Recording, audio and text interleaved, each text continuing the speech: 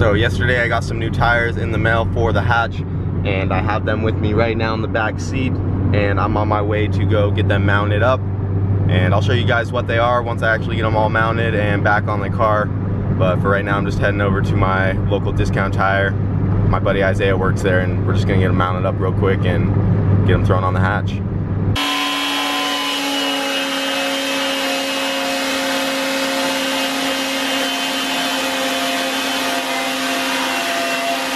So I just came back from getting my tires mounted up, and on the way back I stopped by PFI and got my manifold sanded down as best I could. It's still not perfect, but it is much better than it was, that is for sure. It will not leak nearly as bad as it would have if I left it how it was. It was really warped, but didn't want to spend all day just doing that, so I got it as best I could. I picked up some injector pigtails for those new injectors so I can wire those in.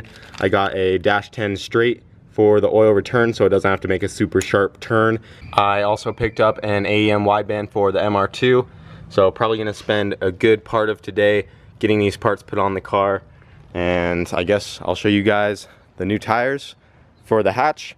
These are M&H's, they're 245 55/15s, they're a 26-inch tall tire. My old ones were 24, and these are definitely quite a bit bigger. They're definitely gonna rub. I haven't even dropped this side all the way down yet. I just got this one bolted on. Let me get this all the way down, see where they're sitting. So this side's actually not too bad. I could live with that. It's a little tight, but there's definitely space all the way around on this side. But this one over here, yeah, it's definitely rubbing on the fender pretty good. So I'm gonna have to take the wheel back off and adjust my coilovers and bring this side up a little bit. But they look pretty mean. They're definitely a fat tire, so I'm really interested to see what my gearing is going to be like with this bigger tire, because before at the track I was doing 138 in third gear, and that was on a 24-inch tire, and now these are 26, so I'm sure the gearing is going to be even crazier than that. I'll probably be able to do like 145 plus in third gear, but the goal is to actually trap that at the track, because that'd be sick. If I'm going over 140 in the quarter, I would be stoked. But tires look really good on the hatch. I'm happy with them. We'll see how well they perform on the street and also at the track, because I'm probably gonna bring this thing to Street Car Takeover with these tires and just do the roll racing and have some fun.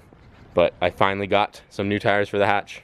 And when I was out getting the tires mounted on my hatch and doing shit to my MR2, Charlie got pretty much all his parts in for his block, for his wagon. Got the rods and pistons. I did a different setup this time. They're the Performance 2.0 rods, but still went with Vitaras. And I made the piston ring gaps a little looser this time. Because you cracked that one piston last time. Yeah, they were a little too tight, I think. I went 22 on the first compression ring, and then 24 thousandths on the second, and then the oil just left. I didn't even check them. What time did you get all the parts in? Because I mean, I got home and you already had everything already measured out. Yeah, it took me like 45 minutes to put everything. Get everything measured, and hour and a half total on just this today. I spent more time cleaning my transmission than I did building the motor. Yeah. I don't even know if we showed that. You like took a wire wheel to it, made it all shiny. Yeah. Just been cleaning off everything. Even your block is like super clean. Yeah, I repainted the oil pan and all my mounts.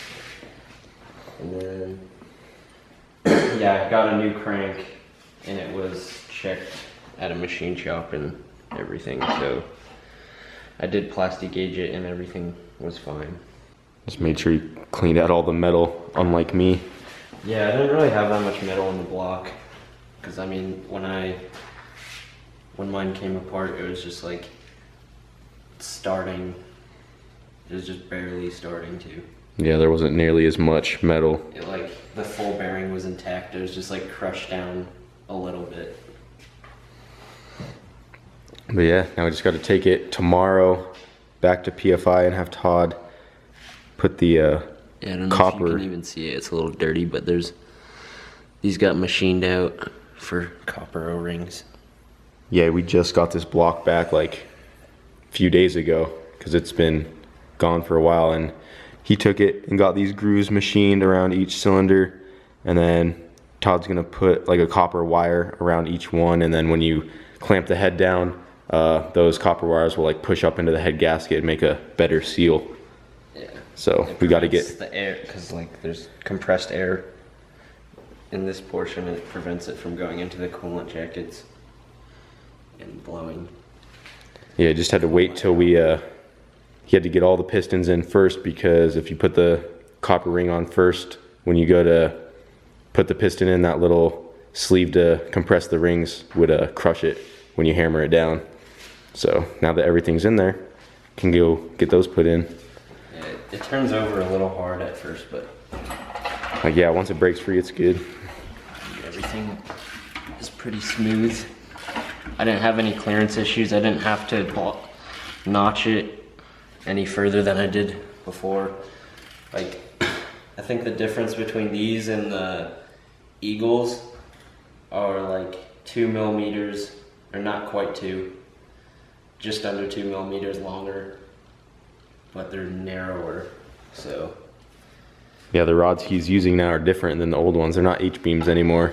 Yeah, they're like a higher different compression. Yeah, they're more of a stroker rod too. They're longer. It'll help with spooling a little, hopefully. I don't know.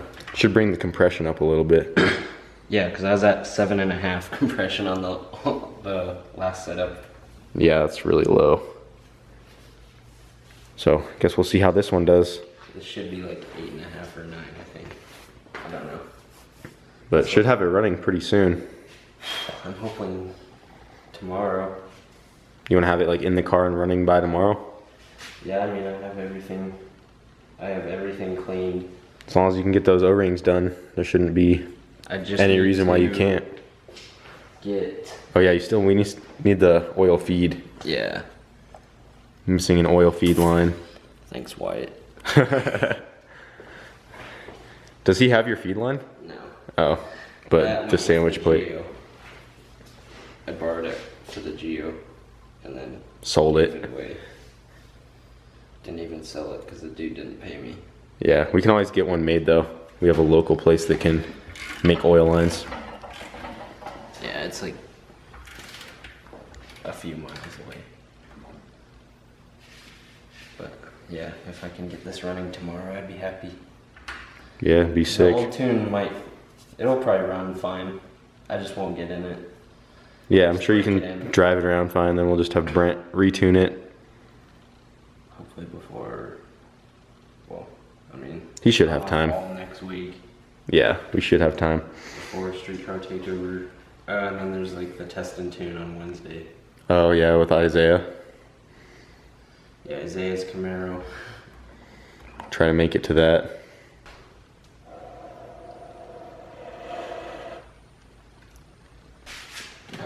Also have some new valve cover art. Yeah, so now I can continue to keep writing stupid shit on my valve cover. Because it like, every time I take it out, it'll just melt off or wear down. Honda Civic.